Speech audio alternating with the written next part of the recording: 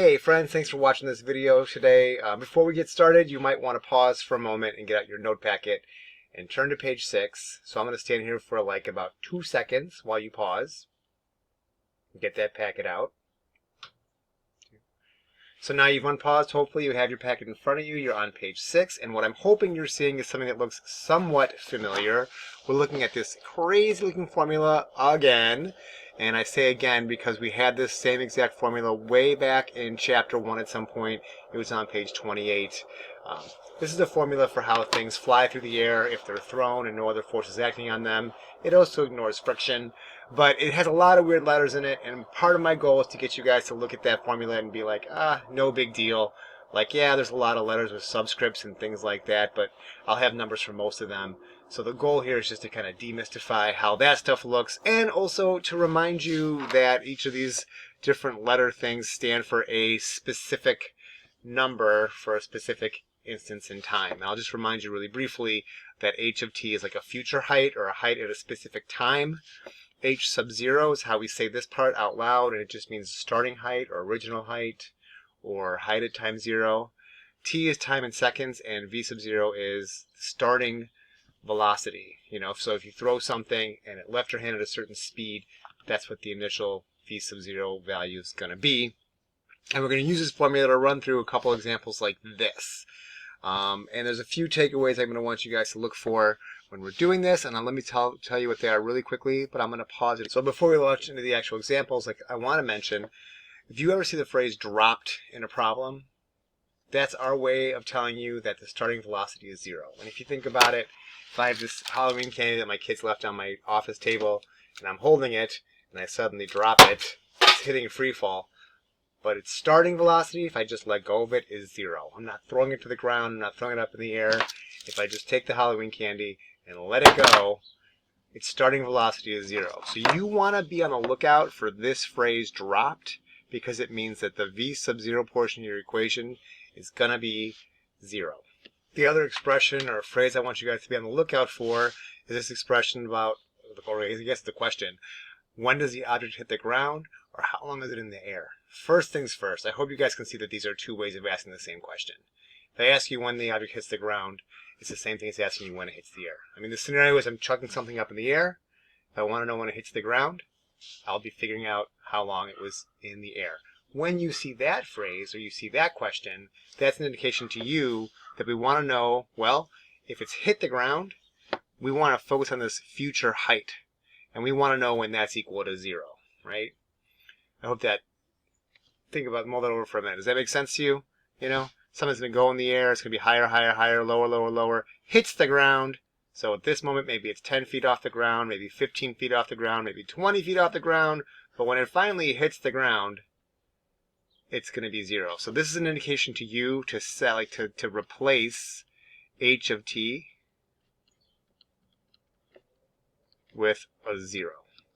And we're going to see both of these things happening in the very next example. Let's do it together right now. It's going to be great fun.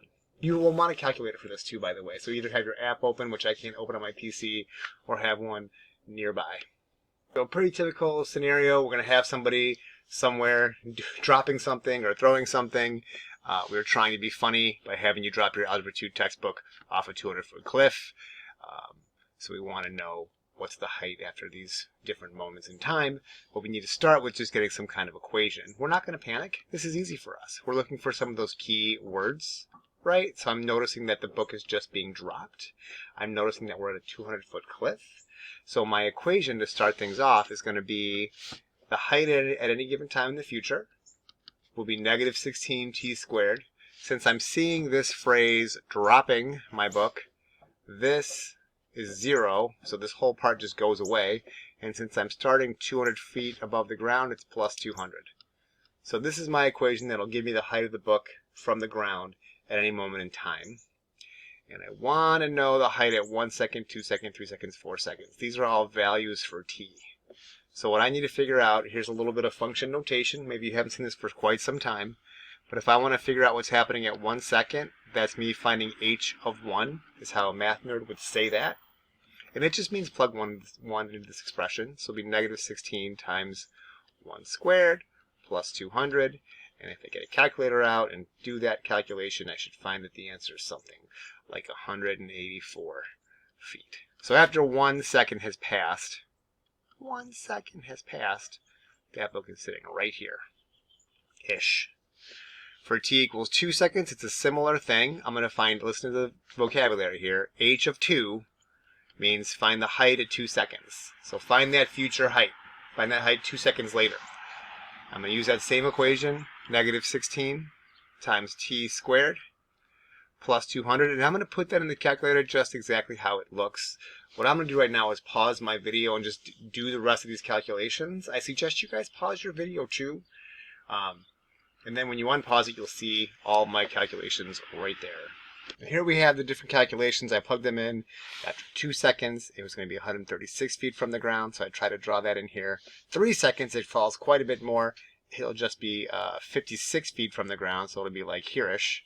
So it's 1 second, then 2 seconds later it's here. 3 seconds later it's just 56 feet from the ground, and then 4 seconds we're hitting negative 56. That's obviously a ridiculous answer, unless this book is going so fast that it starts to plummet through the ground. That is not what's going to happen. So clearly it's hit the ground somewhere between 3 and 4 seconds, and that is the next question. When did the book hit the ground? So this is the other thing I want you guys to be on the lookout for. If we're asking the question, when does the book hit the ground, we want to know when the height, when this value right here is actually 0. You know, that's what I'm trying to figure out the time that makes this part equal 0. So I'm not plugging 0 in. That's not what I'm saying. I'm saying replace this h of t with a 0 and work with this equation. 0 equals negative 16 t squared plus 200. And you can probably see now why this is like part of our new chapter or our current chapter, because we just are working on how to solve these things. This is the problem that only has one kind of t in it. So I'm absolutely welcome to use PEMDAS in reverse. I'm not going to... So to solve it, we're going to look and say, like, I was going to say, like, I'm going to pause this and solve this myself. I was going to say that, but I think I'll actually walk through it. But if you want to pause it and work through it by yourself, do that, please. Like, right now, everyone should have some sense of how that is supposed to work. Things are a little wonky because our variable's on the other side of what it typically is, but I'm still going to draw this line, get this t by itself, start at the bottom of the tower, and say, did they add or subtract anything to that t? And the answer is yes. It's the 200, so I'll subtract that first. Getting 200 equals negative 16 t squared. I'm going to move up the ladder to multiplication or division. Did they multiply or divide anything? Yes, they multiplied by 16. So I'll divide both sides by negative 16. I can see that that means that t squared is going to equal 12.5. I'm going to move up that ladder to exponents and say, okay, they squared, I better square root, I better square root. Now this is like a real world problem, so we're going to give real world answers. We're going to give decimal answers. People don't talk to each other in terms of square roots and things like that, so it'll be an approximation. So I'll just get the old calculator out and figure out what the square root of 12.5 is, and that'll be my final answer. And I also am not going to put a plus or minus on this one because, again, we're not going to have negative time. And I can see it's 3.54 seconds. When I square root 12.5, it's approximately 3.54. So my final answer for this question here is going to be what I've just said 2 times in a row, 3.54 seconds. And just to recap, like what I want to recap really quickly is 2 ideas.